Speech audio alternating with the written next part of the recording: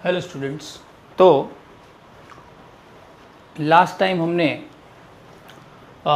जो भी topic cover किए थे वो कंसंट्रेशन बेस पे थे, क्योंकि हमने उससे पहले जो ये ऑर्डर वाला जो हमने टॉपिक देखा था, उससे पहले हमने देखा था कि किसी भी रिएक्शन का रेट जो है वो कंसंट्रेशन और टेम्परेचर पर डिपेंड करता है। ठीक है, तो कंसंट्रेशन वाले जो भी टॉपिक थे, यानी कि ये ऑर्डर वाले फर्स्ट ऑर्डर, ज़ीरो ऑर्डर, वो सभी आप देखोगे तो वो कंसंट्रेशन पे थे। किसी भी रिएक्शन के रेट जो है वो दो चीज़ों पे मेनली डिपेंड करता है, कंसंट्रेशन और टेम्परेचर। तो कंसंट्रेशन वाला ये आगे जो हमने पूरा देखा वो कंसंट्रेशन वाला था। ठीक है, कि रेट ऑफ रिएक्शन कैसे डिपेंड करता है रिएक्टेंट के कंसंट्रेशन पे, प्रोडक्ट का तो कोई इसमें है ही नहीं। ठीक है, और कंसंट्रेशन को हमने ऑर्डर से को रिलेट किया था कि अगर ऑर्डर जो चेंज होगा तो कंसंट्रेशन भी क्या हो जाएगा, चेंज हो जाएगा, और कंसंट्रेशन चेंज होगा तो रेट ऑफ रिएक्शन भी क्या हो जाएगा, चेंज हो जाएगा। इतना हमने देखा था। ठीक है, तो अभी एक नया टॉपिक जो है हम डालने वाले हैं, जो आगे मैंने बताया हुआ था कि टेम्परेचर की रेट ऑफ रिएक्शन जो है वो टेम्परेचर पे कैसे डिपेंड करेगा, मतलब कि टेम्परेचर बढ़ाने से क्या होएगा। ठीक है, वो हम देखने वाले हैं। तो यहाँ पे मैंने हेडिंग डाला हुआ temperature dependence of rate of reaction. ठीक है, तो हमारी एनसीईआरटी में बोला हुआ है कि कोई एक रिएक्शन है N2O5 की। ठीक है, उसको हम 0 डिग्री सेल्सियस पे कर रहे हैं। एक डीकम्पोजिशन रिएक्शन है, डीकम्पोजिशन रिएक्शन है जिसमें टूटेगा ये N2O5। किस में टूटेगा, NO2 प्लस हाफ O2 में टूट जाएगा। ठीक है, सॉरी, हाँ, 2NO2 प्लस हाफ O2 में। तो ये रिएक्शन जो है वो कंप्लीट होने के लिए हम मान लेते हैं इसको लगते हैं 25 डेज लगते हैं, मान लो।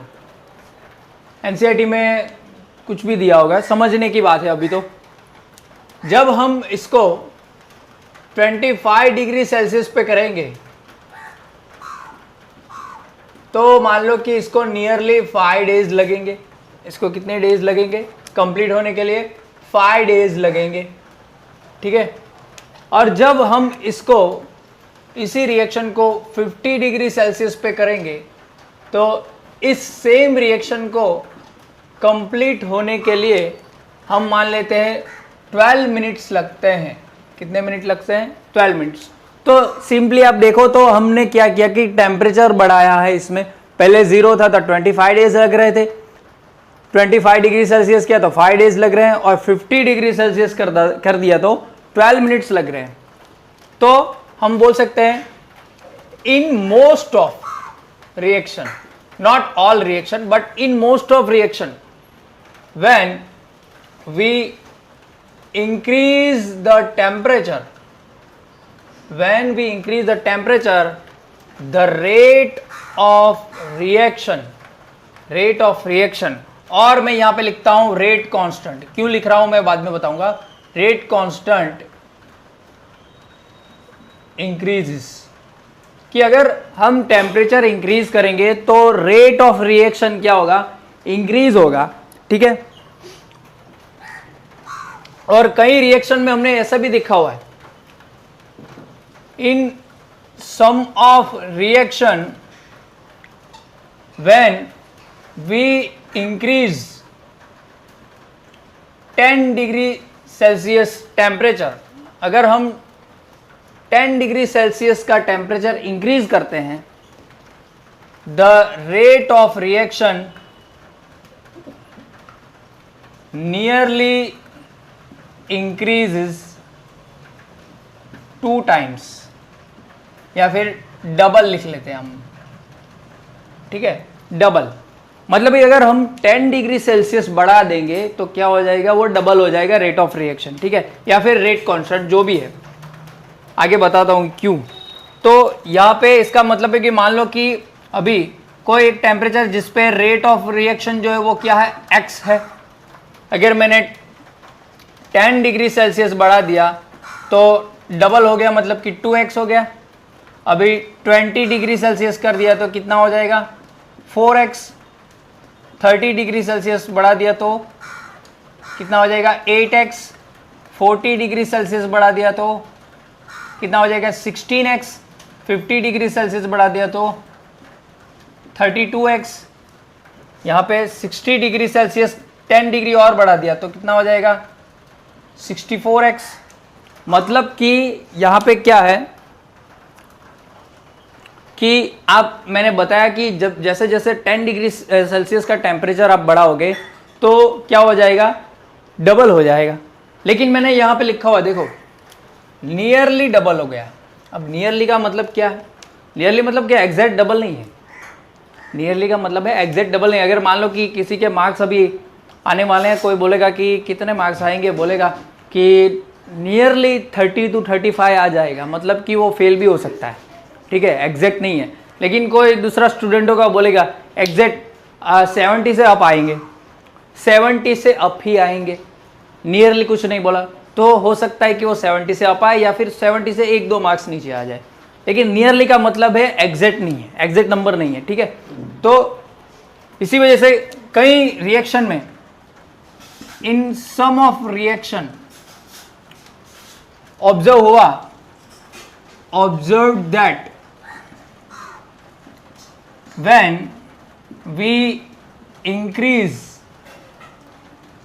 10 degrees Celsius temperature, rate of reaction increases between 2 to 3 times।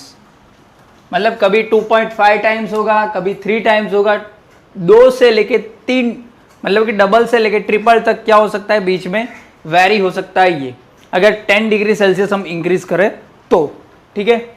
इतना क्लियर हो गया। अभी ये जो है वो टेम्परेचर की बात की, लेकिन कितना होगा ये तो एग्जैक्ट नहीं है। ये तो एक आप बोल सकते हो कि ये हम सिर्फ अंदाजा लगा रहे हैं। अगर एक रिएक्शन दे दी, उसको बोल दिया कि इतना टेम्परेचर हम इंक्रीज कर रहे हैं तो उसका रेट ऑफ रिएक्शन कितना होगा, तो डबल को अगर मान लो कि ये x है तो अभी 4x हो जाएगा। तो ये तो एग्जैक्ट नहीं है। तो एग्जैक्ट बताने के लिए एक हमारे साइंटिस्ट बोल सकते हो, केमिस्ट बोल सकते हो, जो भी आप बोलो, उनका नाम था आर्हेनियस, चीज आर्हेनियस। उन्होंने एक इक्वेशन दिया था k is equal to a into e raise to minus E A by R T, ठीक है। ये इक्वेशन उन्होंने दिया था, आपके एनसीईआरटी में होगा, देख लो एनसीईआरटी उठा के।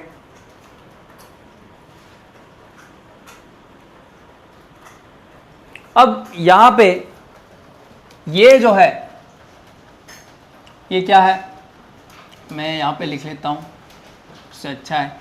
k is equal to rate constant जो हमें मालूम है, ठीक है। a is equal to frequency factor, ये फ्रीक्वेंसी फैक्टर है, या फिर इसे आर्हेनियस फैक्टर भी बोलते हैं, या फिर इसे प्री एक्सपोनेंशियल फैक्टर भी बोलते हैं। आर्हेनियस फैक्टर इसलिए क्योंकि इसने फाइंड किया था, आर्हेनियस ने इक्वेशन दिया था। प्री एक्सपोनेंशियल इसलिए क्योंकि ये एक्सपोनेंशियल पार्ट है, तो इससे पहले का मतलब कि प्री एक्सपोनेंशियल फैक्टर, ठीक है। फ्रीक्वेंसी फैक्टर तो फ्रीक्वेंसी फैक्टर ऐसे ही बोलते हैं हमारे एनसीईआरटी में, ठीक है।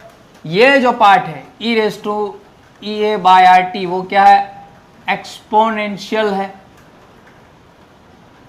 एक्सपोनेंट है, सॉरी, ठीक है। जहां पे माइनस ई ए एक नई टर्म आएगी, एक्टिवेशन एनर्जी, क्या है वो आगे बात करेंगे। Activation energy R which is gas constant. अब यहाँ पे एनर्जी की बात हो रही है तो यहाँ पे जूल पर मोल वाली चीज आएगी यूनिट में, तो ये हमें 8.314 समथिंग जो वैल्यू होगी वो लेनी पड़ेगी, जो जूल वाली इसकी गैस कांस्टेंट की। अगर प्रेशर वाली बात होती तो बाहर या एटमॉस्फेयर वाली 0.81 समथिंग आता था, वो ले लेते, ठीक है, गैस कांस्टेंट की वैल्यू है। और टी जो है वो क्या है, टेम्परेचर है। अब ये जो आर्हेनियस ने इक्वेशन दिया था वो कोरिलेट किससे करता है, तो यहाँ पे हमें तो पढ़ना है इसको और इसको, टेम्परेचर को। टेम्परेचर इंक्रीज करोगे तो रेट ऑफ रिएक्शन क्या होगा, रेट कांस्टेंट क्या होगा, इंक्रीज होगा, क्योंकि रेट ऑफ रिएक्शन जो है हमने आगे पढ़ा हुआ है कि डायरेक्टली प्रोपोर्शनल टू क्या, के है। ये रेट ऑफ रिएक्शन क्या है, डायरेक्टली प्रोपोर्शनल टू के है, हमने आगे पढ़ा हुआ है। अगर आप रेट कांस्टेंट इंक्रीज होगा तो ये भी क्या होगा, इंक्रीज होगा। इसलिए मैंने यहाँ पे लिखा था when we increase temperature rate of reaction increase होगा, तो रेट कांस्टेंट भी क्या होगा, इंक्रीज होगा। इसलिए हम यहाँ पे ये इक्वेशन देख रहे हैं। यहाँ पे इतना क्लियर हुआ, समझ में आया इतना? ओके, चलो अब बात करते हैं एक्टिवेशन एनर्जी की। तो किसे बोल सकते हैं activation energy? Activation energy which is EA किसे बोल सकते हैं? तो यहाँ पे ले लो हम एग्जाम्पल जो NCERT का है, 2H2 + I2, ठीक है। तो H जो है वो अकेला ही रहता है, लेविस डॉट स्ट्रक्चर, H जो है वो अकेला ही रहता है। लेकिन मैं बोला ना कि दुनिया में सभी अकेले नहीं रह सकते, ये हाईली अनस्टेबल है। हाईली क्या है, अनस्टेबल है, क्योंकि इसमें एनर्जी क्या है, बहुत ही ज़्यादा है। अगर हाईली अनस्टेबल होगा तो एनर्जी भी बहुत ही ज़्यादा होगी। एनर्जी क्या होगी, बहुत ही ज़्यादा होगी। जैसे नदी का पानी, उसमें बहुत ही एनर्जी होती है, तो उसका पानी स्टेबल नहीं रहता है। स्टेबल कब हो जाता है, जब वो क्या अपने समुद्र से मिल जाएगा, ठीक है, तो तब जाके उसका पानी स्टेबल हो जाएगा, मतलब कि उसकी एनर्जी ख़त्म हो जाएगी। तो केमिस्ट्री में एक बात याद रखना कि जितनी ज़्यादा एनर्जी उतनी स्टेबिलिटी कम, ठीक है। जितनी एनर्जी ज़्यादा उतनी स्टेबिलिटी कम, और जितनी स्टेबिलिटी ज़्यादा उतनी एनर्जी कम, ठीक है। एक दूसरे के इनवर्सली प्रोपोर्शनल है, ठीक है। तो यहाँ पे एच जो है वो क्या करेगा, नियरली दूसरे एच से क्या कर लेगा, बॉन्ड बना लेगा। भाई भाई दोस्त दोस्त, भाई भाई दोस्त दोस्त, यहाँ पे भी मानो कि आई है, वो क्या करेगा, अनस्टेबल है, तो आई से क्या कर लेगा, बॉन्ड बना लेगा। तो अभी मोलिक्यूल बना दिया। आपको मालूम है, मैंने आगे आपको 11th में भी पढ़ाया हुआ है कि कोई एटम जो है वो स्टेबल नहीं रहता है, इसी वजह से वो मोलिक्यूल फॉर्म जो है वो एग्जिस्ट करता है मोलिक्यूल फॉर्म में, ठीक है। जैसे कि H, तो H जो है वो हाईली रिएक्टिव है, लेकिन H2 हाईली रिएक्टिव नहीं है, क्योंकि ये जो है वो अभी बॉन्ड बना लेगा तो स्टेबल हो जाएगा, तो इसको क्या ज़रूरत दूसरे से अभी रिएक्शन करने की, ठीक है। तो ये अभी क्या है, अभी रिएक्शन नहीं करेगा। ये मान लो कि ये 2 भाई और ये 2 बहनें, तो किसी के साथ रिएक्शन नहीं करेंगे। तो रिएक्शन करवाने के लिए हमें क्या करना पड़ेगा, रिएक्शन इन दोनों के बीच रिएक्शन करवाने के लिए क्या करना पड़ेगा। तो केमिकल रिएक्शन में क्या होता है, तो कोई भी केमिकल रिएक्शन के अंदर ओल्ड बॉन्ड्स जो है वो टूट जाते हैं और नए बॉन्ड्स बनते हैं। वो भी मैंने बताया हुआ है कि old bonds are break down, new bonds are forms. तो यहाँ पे हमें ये तोड़ना पड़ेगा, मतलब कि इन दोनों की जुगलबंदी तोड़नी पड़ेगी। वैसे तो ये लोग तोड़ने में ज़रा भी इंटरेस्टेड नहीं है, मतलब कि इनको हमें उपसाना पड़ेगा। इन शॉर्ट, अगर मान लो कि आपका दोस्त है, ठीक है, आपका दोस्त ने आपको ऐसे ही मजाक मजाक में एक चांटा मार दिया, तो आपने सोचा चलो दोस्त है, चलो कुछ नहीं। उसे लगा कि चलो आपने कुछ नहीं मारा, दूसरा मार दिया ऐसा ज़ोर से, तो आप बोला, आपने थोड़ा कंट्रोल किया कि नहीं चलो मेरा दोस्त है रहने दो। वो भाई ने फिर से तीसरा लगा दिया। तीसरा जैसे ही लगाया आप गुस्सा हो गए, आप गुस्सा अगर उठ के रख दिया उसको। तो ये 3 चाटे जो है, तीसरा चाटा वो था, वो क्या था, एक्टिवेशन एनर्जी था। एक्टिवेशन एनर्जी मतलब पहले आपको चाटा मारा तो कुछ नहीं, आपने कुछ नहीं किया, दूसरा चाटा मारा तो कुछ नहीं किया, लेकिन तीसरे चाटे जैसे ही आपको लगा, उठ गए आप, मार दिया उसको। क्लियर हुआ? तो वैसे ही ये लोग जो है वो अभी कुछ करना नहीं चाहते। ये 2 भाई है और ये 2 बहनें कुछ करना नहीं चाहते। रिएक्शन तभी होगी जब इनको हम एक्टिवेट करेंगे। एक्टिवेशन एनर्जी हमको देनी पड़ेगी इसको। इनडायरेक्टली केमिकल बॉन्डिंग वाली जो चैप्टर 4 था वही आ रहा है कि इसको क्या करना पड़ेगा, तोड़ना पड़ेगा, तभी रिएक्शन होगी। तो ये जो एनर्जी इनको देनी पड़ेगी, एक्टिवेशन एनर्जी, उसे ही बोलते हैं, ठीक है। तो एक्टिवेशन एनर्जी जब उनको देंगे तो क्या हो जाएगा, तो एक बीच का ये जो दोनों जुड़े हुए हैं वो बीच में क्या करेंगे, एक दूसरे से साथ अट्रैक्ट करेंगे। पहले ये लोग समझ रहे थे कि चलो मेरा भाई है, बस मेरी ज़िंदगी यही है, ये बोल रहे मेरी बहन है, बस मेरी जिंदगी यही है। हमने क्या किया कि इनको एक्टिवेशन एनर्जी दे दी, कुछ एक्टिवेशन एनर्जी हमने उसको दे दी, तो ये एक इंटरमीडिएट बन गया, intermediate compound. Chapter number 12 organic वाला जो रिएक्शन हमने देखी थी उसमें इंटरमीडिएट आता है, ठीक है, लेकिन विच इज वेरी अनस्टेबल। क्या है? वेरी अनस्टेबल है। इसका मतलब कि एनर्जी क्या होगी? अनस्टेबल में बहुत ही हाई होगी।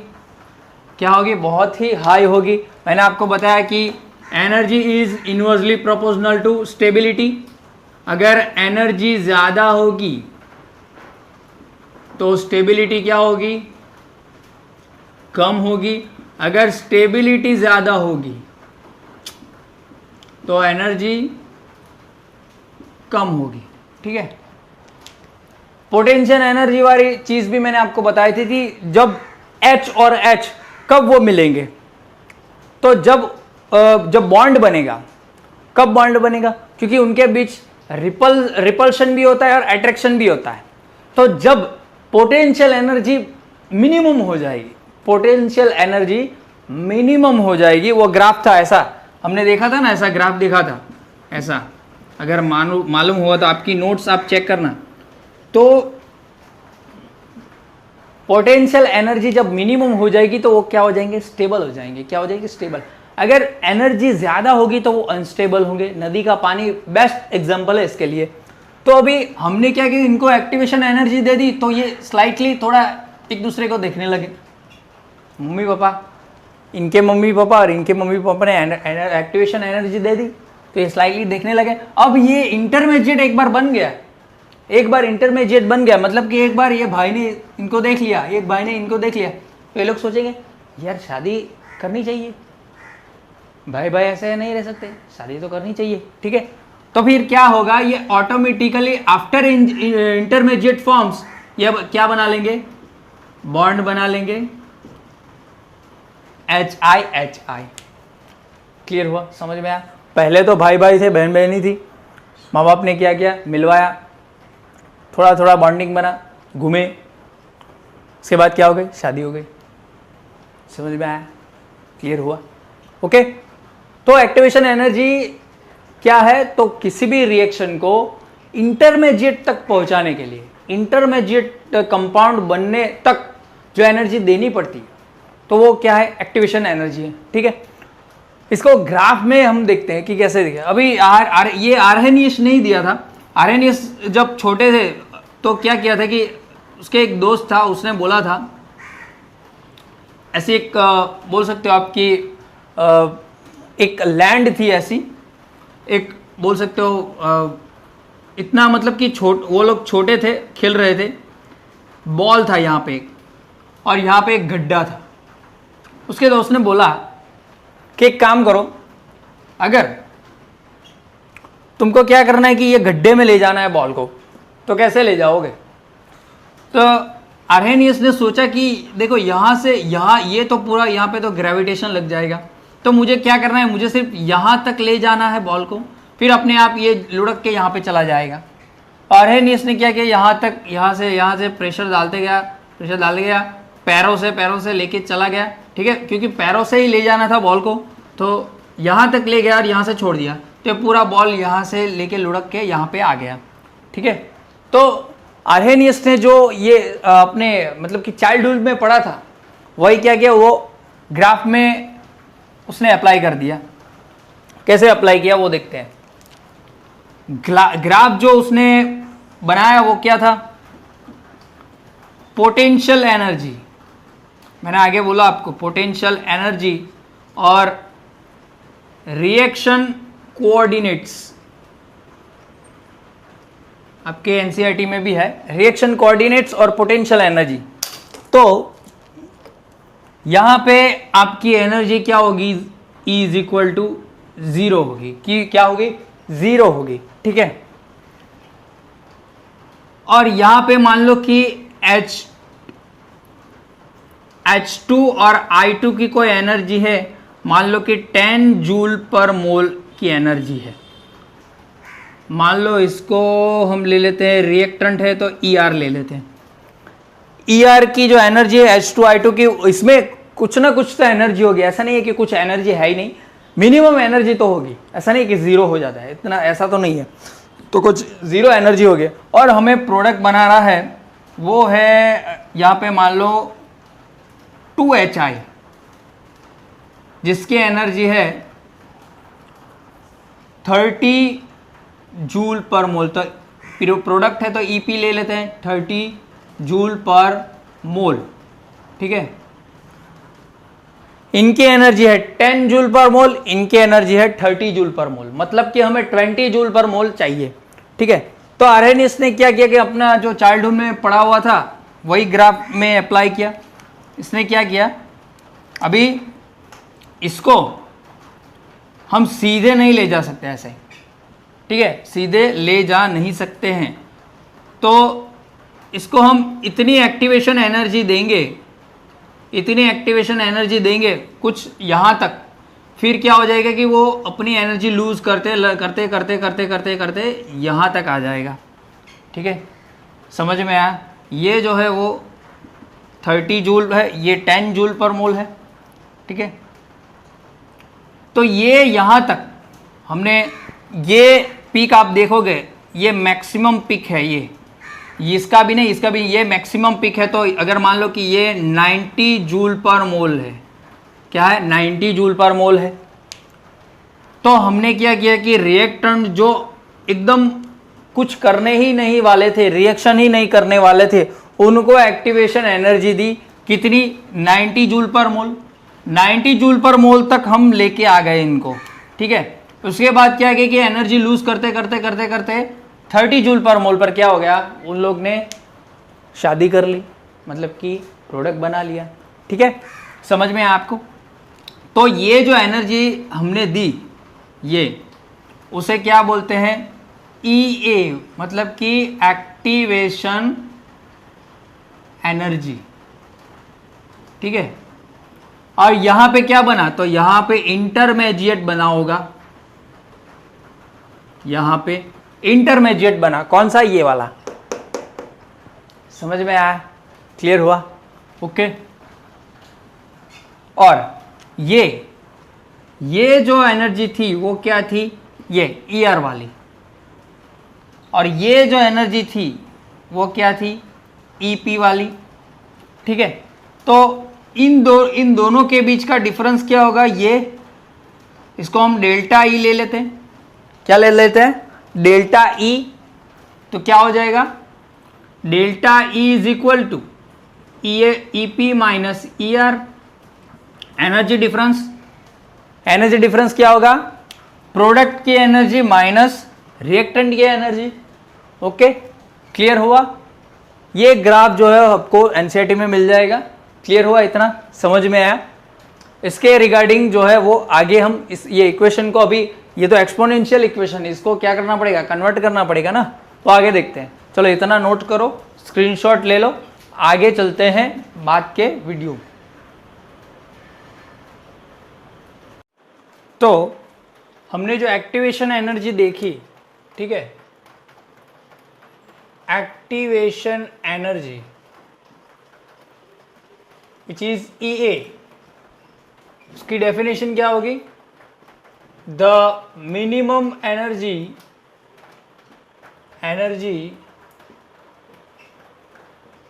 Given to the reactants to start the reaction by reaching the threshold point or forming the intermediate। Okay, तो ये जो है वो डेफिनेशन हो जाएगी एक्टिवेशन एनर्जी की। ठीक है, तो यहाँ तक आपको पता चला। अब अगर मान लो कि बहुत सारे एक से ज़्यादा गैसेस लेके चले हम, ठीक है, एक से ज़्यादा गैसेस लेंगे तो यहाँ पे कर्व हम डाल देते हैं फ्रैक्शन ऑफ गैसेस का और काइनेटिक एनर्जी का। फ्रैक्शन ऑफ गैसेस का और काइनेटिक एनर्जी का। अब एक से ज़्यादा होंगे तो मान लो कि 100 में से कोई 10 गैसेस होगी तो इसका पॉइंट क्या होगा 0.1, 20 होगा तो 0.2, तो यहाँ पे हम ले लेते हैं 0.1, 0.2, 0.3, 0.4, 0.5, 0.6, 0.7, 0.8, ठीक है, इतना चलेगा। और काइनेटिक एनर्जी मान लो कि हम ले लेते हैं 0.1 मीटर पर सेकंड, 2, 3, 4, 5, यहाँ पे मान लो कि 1 ले लेते हैं, यहाँ पे 1.2 ले लेते हैं, 4 ले लेते हैं यहाँ पे, फिर यहाँ पे मान लो कि हम ले लेते हैं 1.5, यहाँ पे 2 ले लेते हैं, ठीक है, समझने के लिए, ठीक है। तो जब फ्रैक्शन ऑफ गैसेस और काइनेटिक एनर्जी के ग्राफ में यहाँ पे क्या देखा जाता है कि ये जो एक पॉइंट है, अगर मान लो ये पॉइंट, तो ये यहाँ पे एक्टिवेशन एनर्जी आ जाती है, मतलब कि यहाँ पे इंटरमीडिएट बन जाएगा, फॉर्म्स। इंटरमीडिएट अगर बन जाएगा इसका मतलब कि रिएक्शन यहां से कंप्लीट हो सकती है। अगर यहां तक एनर्जी आ गई तो काइनेटिक एनर्जी यहां तक आ गई, ठीक है, यहां तक, ये पॉइंट जो है वो कैसा पॉइंट है, the point when reaction can complete. Okay, ये पॉइंट ऐसा है कि अगर यहां तक फ्रैक्शन ऑफ गैसेस की काइनेटिक एनर्जी पहुंच गई तो क्या हो जाएगा, रिएक्शन कंप्लीट हो जाएगी। तो कोई टाइम टी पे, time is equal to T, ठीक है, कोई टाइम टी यहां पे लिया, वहां पे ये ग्राफ मिला हमको, ये ग्राफ मिला, ठीक है। मान लो कि ये थोड़ा छोटा ले लेते हैं क्योंकि हमारा जो ये ग्राफ है, प्लॉट है, वो बहुत ही छोटा है ना।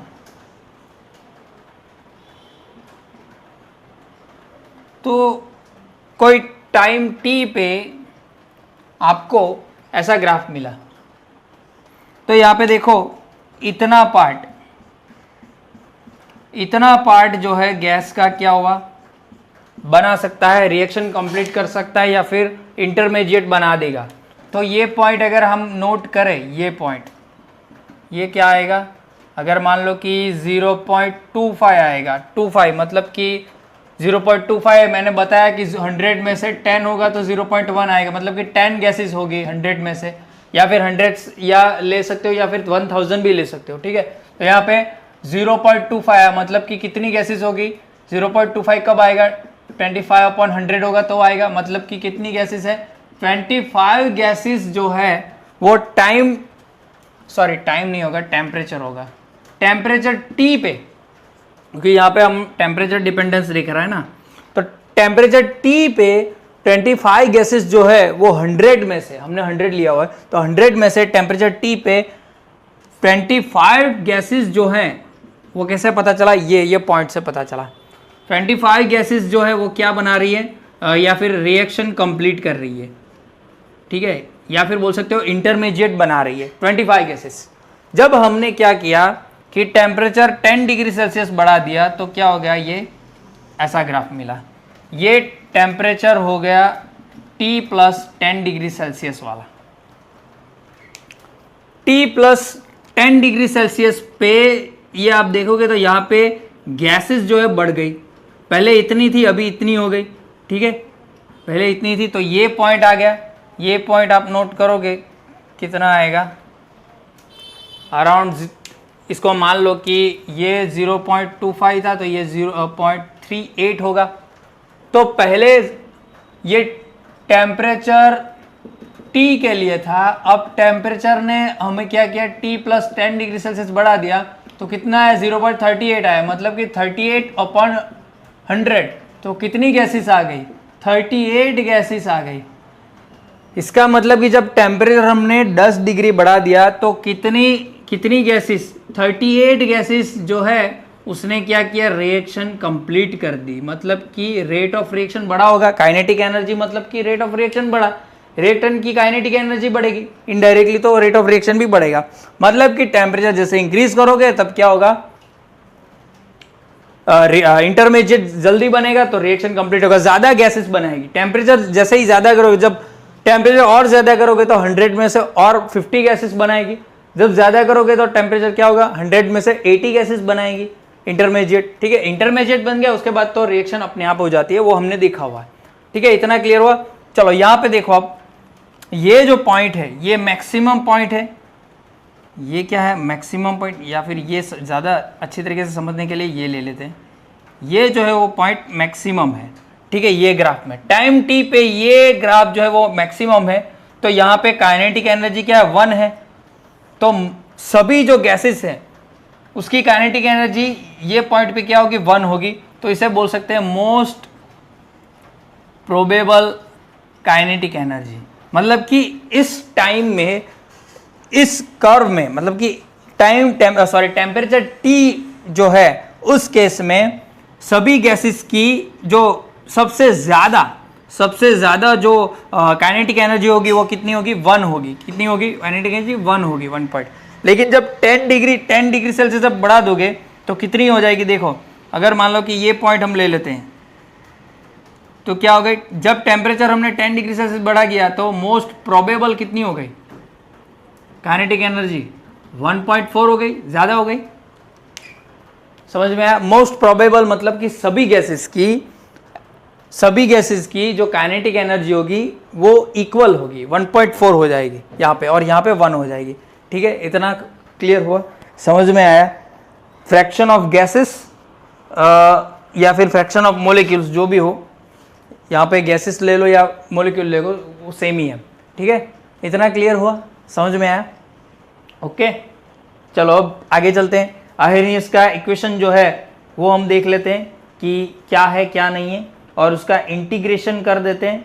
ठीक है, चलो आर्हेनियस का equation k is equal to a into e raise to e A by R T.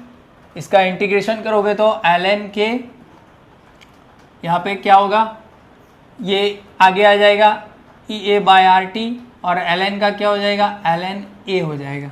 ठीक है, एक बार देख लेते हैं। ओके, चलो अब यहाँ पे ln इज इक्वल टू हम log e या फिर 2.303 log 10 भी लिख सकते हैं। यहाँ पे लिख लो log 10, सॉरी यहाँ पे 2.303 log base 10 k E A by R T, 2.303 log base 10 a। ठीक है, डिवाइड बाय 2.303, यहाँ पे 2.303 से डिवाइड कर दो सबको, तो यहाँ पे क्या हो जाएगा, log 10 के, ये डिवाइड कर दोगे तो कट आउट हो जाएगा, minus E A 2.303 R T, क्योंकि यहाँ पे भी डिवाइड होगा, यहाँ पे क्या हो जाएगा log 10 a। तो ये इक्वेशन जो है वो बन गया। ठीक है, ये इंपॉर्टेंट इक्वेशन है। ओके, इतना नोट करो। ओके, तो फिर आगे चलते हैं। अब यहाँ पे अगर इसको y is equal to m x plus c से आप करोगे, ठीक है, तो ये वाले देखो ये y एक्सिस पे होगा। ठीक है, ये 1/t है, तो ये हम x एक्सिस पे लेंगे तो m क्या हो जाएगा, ई ए बाय आर हो जाएगा, और ये जो है वो तो पूरा c पे मतलब कि 0 ही आ जाएगा। तो ग्राफ यहाँ पे देख लो, एम एक्स प्लस सी से ये नोट कर लो। ठीक है, तो ग्राफ क्या हो जाएगा, एम एक्स प्लस सी से हमने इसको क्या किया, इक्वल कर दिया। उसके बाद रख दो अभी y एक्सिस पे क्या रखोगे, log 10 के या ln के, दो जो भी आप बोल सकते हो। ये y एक्सिस, ये x एक्सिस, इस पे क्या रखना 1/t एम एक्स प्लस सी है, तो ये ln के बोलो आप, log और log 10 के बोल दो, दोनों सेम ही है। ठीक है, तो यहाँ पे माइनस है तो एनर्जी क्या होगी, डिक्रीज होगी। यहाँ पे लॉग ए ले लो तो ये क्या होगा, सॉरी ln ए ले लो तो ये क्या हो जाएगा, डिक्रीज होगी, तो स्लाइटली क्या होती जाएगी, डिक्रीज होती जाएगी। स्लॉप क्या आ जाएगा, k is equal to tan theta is equal to minus E A by R, E A by R आएगा, ठीक है, ये बाय आ रही है ना, माइनस ई ए बार, ठीक है। तो इससे आप स्लॉप फाइंड कर सकते हो, या फिर ये जो एक्टिवेशन एनर्जी है इसको भी फाइंड कर सकते हो। अगर वैल्यू दी गई हो तो आर की वैल्यू और थीटा की वैल्यू दी गई हो तो आप एक्टिवेशन एनर्जी भी फाइंड कर सकते हो, ठीक है। तो ये इक्वेशन जो है वो बहुत ही इंपॉर्टेंट है, ठीक है। चलो आगे चलते हैं। अब अगर मान लो कि दो कंडीशन हो टेम्परेचर की, अगर कोई टाइम t होगा वो t1 है तो उस पर k की वैल्यू भी चेंज होगी, क्योंकि टेम्परेचर पे रेट कांस्टेंट भी डिपेंड करता है और रेट कांस्टेंट पे रेट ऑफ रिएक्शन डिपेंड करता है। और टेम्परेचर t2 हो तो k क्या हो जाएगा, k2 हो जाएगा। तो इसमें रख दो ln k 1 is equal to minus E A, k1 की वैल्यू रख दो पहले, k1 वाली condition 2.303 RT1 plus ln a, ठीक है, ये इक्वेशन नंबर 1 हो जाएगा। उसमें ये दोनों वैल्यू रख दो, बस कुछ नहीं करना है। k2 E A 2.303 RT2 plus ln a, ठीक है, ये तो सेम ही रहेगा। आर्हेनियस फैक्टर जो है वो तो सेम ही रहेगा, उसमें कोई चेंज नहीं आएगा, ठीक है। चलो अब क्या करो, इक्वेशन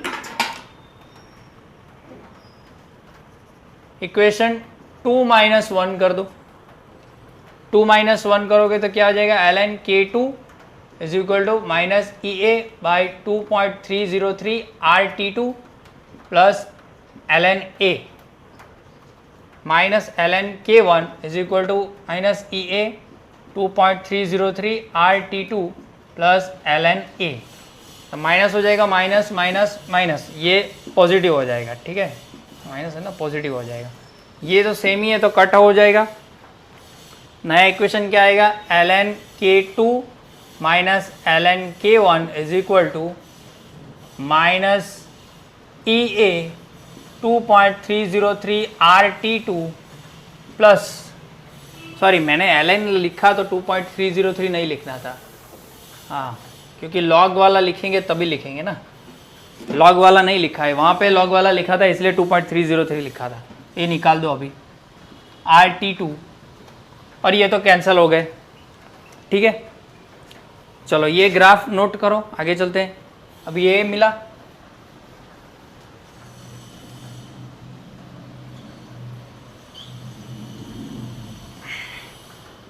तो ln k2 minus ln k1 is equal to, हाँ सॉरी ये भी लिखना है ना, माइनस ई ए आर टी टू माइनस ई ए आर टी वन होगा, ये टी टू, यहाँ पे 1 है ना तो t1 होगा, ये आर टी वन और ये आर टी टू, क्योंकि माइनस किया हुआ है हमने,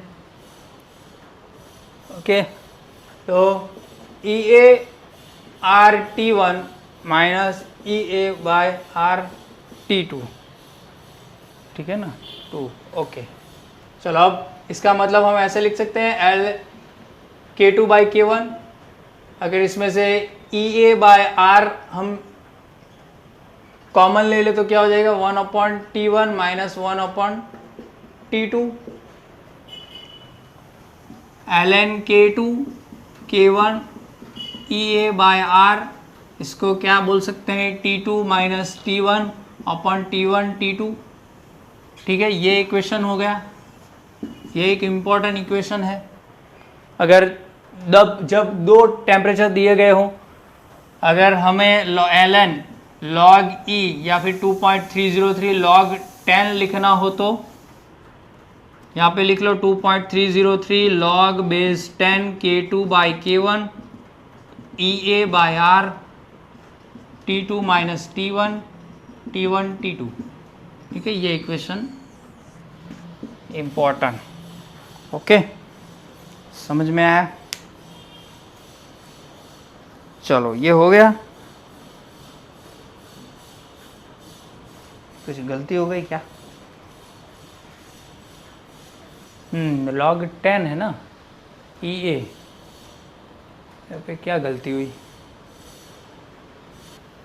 हाँ, इसमें कुछ नहीं, ये इसको यहाँ पे आप ले जाओगे तो क्या हो जाएगा, log 10 K2 by K1 EA 2.303 R T2 by T1 T1 by into T2, इसको यहाँ पे ले गए हैं, बस कुछ और नहीं किया हुआ है।